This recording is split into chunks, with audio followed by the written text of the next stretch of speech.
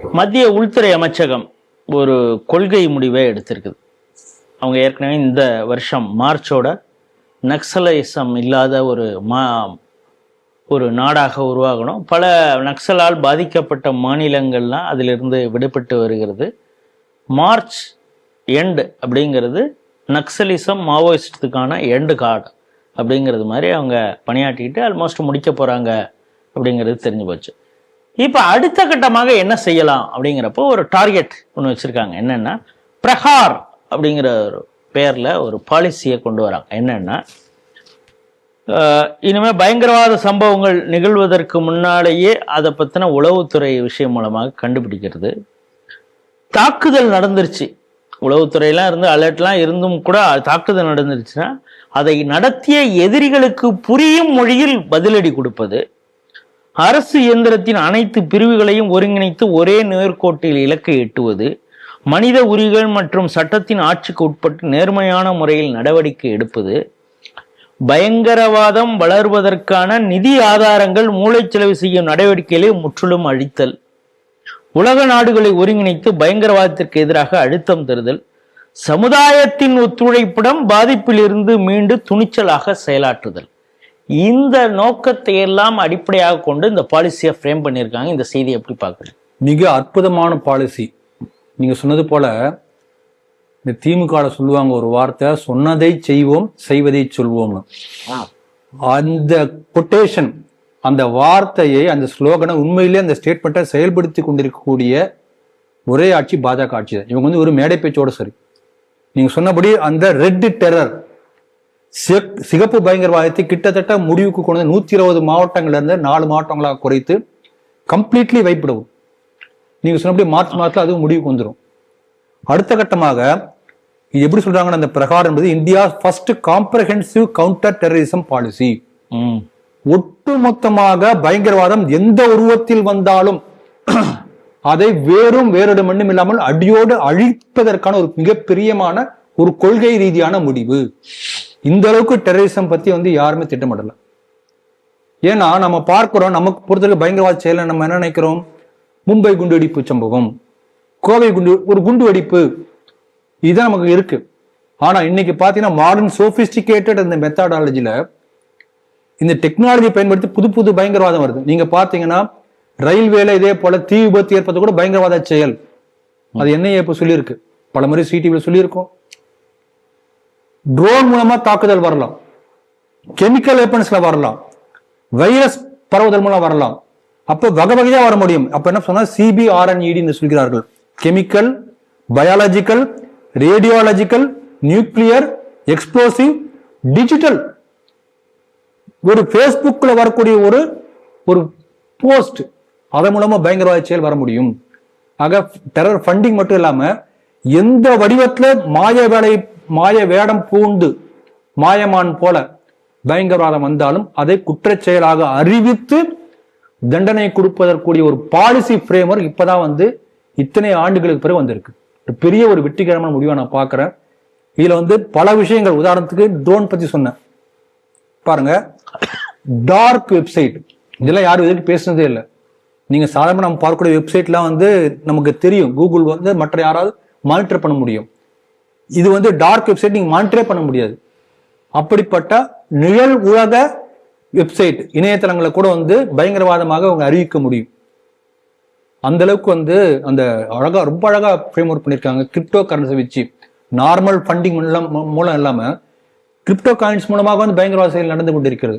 இது எல்லாத்தையும் தடுக்கக்கூடிய ஒரு மிகப்பெரிய ஒரு முன்னேற்பாடாக இந்த வருமுன் தடுப்பது, அதுக்கான AI டெக்னாலஜி யூஸ் பண்ண போறாங்க. லேட்டஸ்ட் டெக்னாலஜி பயன்படுத்தி நார்மலா நம்ம வழக்கமான உள்ள conventional method of investigation and finding, அது மட்டும் இல்லாம லேட்டஸ்ட் டெக்னாலஜி எல்லாம் பயன்படுத்தி பயங்கரவாதத்தை முன்கூட்டியே தடுப்பதற்கான செயல் திட்டம், கொள்கை முடிவு எடுக்கப்பட்டிருக்கிறது. இது ஒண்ணு. ரெண்டாவது, நீங்க சொன்னது போல அவர்களுக்கு புரியக்கூடிய மொழி எதுவோ அதுல பதில் கொடுத்தாதான் அவங்களுக்கு புரியும், இல்லைங்களா?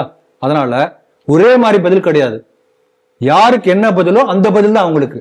இது அற்புதமான ஒரு யோசனை. அதே போல ஒருங்கிணைப்பு என்பது மூன்றாவது பகுதி. இந்த பிரகாரில் PRA மூன்றாவது ஒருங்கிணைப்பு. அதாவது நம்ம என்ன பண்றோம், இப்போ என்ஐஏ ஒரு முடிவு எடுக்கும், மாநில அரசாங்கம் வேற மாதிரி ஒரு ஒத்துழைப்பு கொடுக்காம இருக்கும், லோக்கல் போலீஸ் இப்போ இந்த இன்சிடென்ட் ஒரு லோக்கல்ல ஒரு நடக்குதுன்னா லோக்கல் போலீஸ் அப்ப இந்த ஒருங்கிணைப்பு வந்து இல்லாம போயாச்சுன்னா பயங்கரவாதி தப்பிச்சிருவார். ஆகவே இந்த ஒருங்கிணைப்பு முக்கியமான ஒரு அம்சம். அதுக்கான ஒரு இதையும் ஃப்ரேம் ஒர்க் பண்ணியிருக்காங்க. அதே போல சட்ட ரீதியாக எல்லாமே வந்து அண்டர் த சட்டத்தின் கண் பார்வையின் கீழே எல்லா விசாரணை எல்லாமே நடவடிக்கை நடக்கும் உறுதிப்படுத்தி இருக்கிறார்கள். ஏன்னா பயங்கரவாதம் என்ற பெயர்ல வந்து யாரும் நிரபராதியோ அப்பாவியோ தண்டிக்கப்பட மாட்டார்கள். ஆனால் பயங்கரவாதம் செய்யக்கூடிய உண்மையான பயங்கரவாதி நிச்சயமாக தண்டிக்கப்படுவார்கள். அதற்கான உறுதுணை சொல்லியிருக்கிறது. அதே போல இத்தனை நடந்தாலும் கூட பயங்கரவாதம் ஏற்படுத்தக்கூடிய சூழ்நிலை ஏற்படாமல் பாதுகாக்கணும். இப்ப சூழ்நிலை வந்து என்ன பண்ணா, இங்க நீங்க பாத்தீங்கன்னா இந்த ஸ்லீப்பர் செல் சொல்கிறார்கள். ஒரு ஸ்லீப்பர் செல் இல்லாம பாம்பேல அந்த இது நடந்திருக்குமா? கராச்சிலையும் ஒருத்தர் வந்து பாம்பேல வந்து உள்ள பூந்து அடிச்சு போக முடியுமா? அப்ப இந்த ஸ்லீப்பர் செல் என்பது உள்நாட்டில் இருக்கக்கூடிய ரேடிகலைஸ் செய்யப்பட்ட சில பேர்.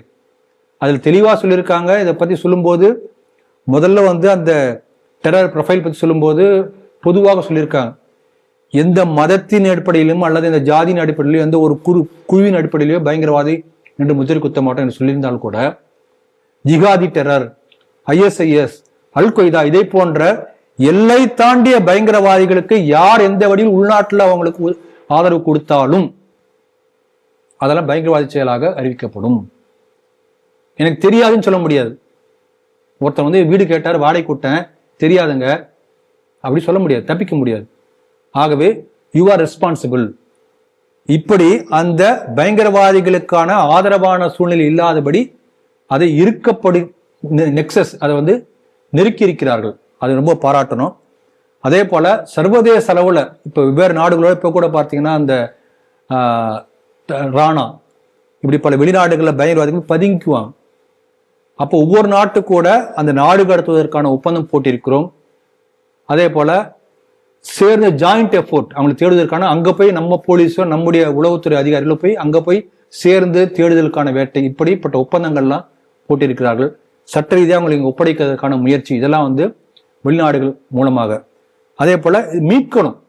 ஏற்கனவே பயங்கரவாத சிந்தனைகள் உள்ள ஒருத்தரை டீரேடிகலைஸ் பண்ணும். அதுக்காக நாட் ஓன்லி இந்த கவர்மெண்ட் ஏஜென்சிஸ் மட்டுமே இல்லை, NGO இருக்கலாம் அல்லது பல கம்யூனிட்டி லீடர்ஸ் இருக்கலாம், இங்க எல்லோரும் சேர்ந்து அந்த பயங்கரவாத சிந்தனையிலிருந்து எல்லாத்தையும் மீட்பதற்கான முயற்சிகளை மேற்கொள்ளப்படும். இப்படி வந்து ஒரு ஒருங்கிணைந்த முயற்சி.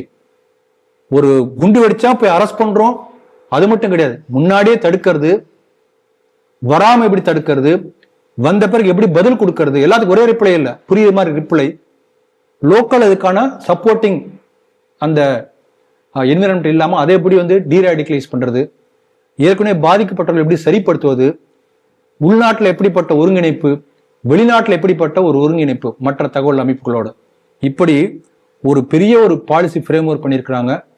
பயங்கரவாதத்துக்கு எதிரான ஒரு மிகப்பெரிய ஒரு ஒரு முயற்சியாக நம்ம பார்க்கலாம். நீங்க என்ன அந்த பிரஹார் அப்படிங்கிறப்ப அதுக்கு ஃபர்ஸ்ட் லெட்டரை வச்சு அது வந்து ஒரு பாலிசியை ஃப்ரேம் பண்ணியிருந்தா கூட, ஏற்கனவே கனிமொழி ஒரு குற்றச்சாட்டு சொல்லியிருந்தாங்க, எந்த ஒரு திட்டத்துக்குமா இருக்கட்டும், இந்த மாதிரி பாலிசி ஃப்ரேம் ஒர்க்காக இருக்கட்டும், இப்போ இந்த சட்ட திருத்தம் கொண்டு வந்தெல்லாம் எல்லாம் சான்ஸ்கிரிட் பேரா வைக்கிறீங்க அப்படின்னு. எனக்கு இந்த பிரஹார் அப்படின்னு காதல விழுந்ததுமே இது RSSல வந்து இந்த தண்டா வச்சு பிரஹார் மார் அடிக்கிறதும்பாங்க, அதை இது ஞாபகப்படுத்துதா அப்படிங்கிறது ஒரு ஐயப்பாடு வருத. அது சரியாதான் சொல்லியிருக்கீங்க நீங்க. இப்போ சமீபத்தில் கூட AI உச்சி மாநாடு நடந்தது. அந்த உச்சி மாநாட்டில் வருங்காலத்துல செயற்கை நுண்ணறிவு எப்படி இருக்குன்றதுக்காக ஒரு பாலிசி கொடுக்குறாரு மோடி அவர்கள் கொடுக்குறாரு. மானவ் அந்த MANAV ஒவ்வொன்றுக்கும் ஒரு பொருள் கொடுத்திருக்கிறார். இருந்தாலும் கூட கடைசியா சொல்லும்போது என்ன சொல்லியிருக்காரு, மனித குலத்துக்கு நன்மை பயக்கக்கூடிய செயலாக இந்த AI இருக்கணும். இப்ப மானவ் என்றால் மனித குலத்திற்கு அப்படி கடைசியா சம்ம பண்ண. அதே போல நீங்க சொன்னது கரெக்ட். பிரகார் என்று ஒரு அந்த சிலம்பத்துல ஒரு பயிற்சி உண்டு. அதாவது இங்க முழு வீச்சில் அடிப்பாங்க.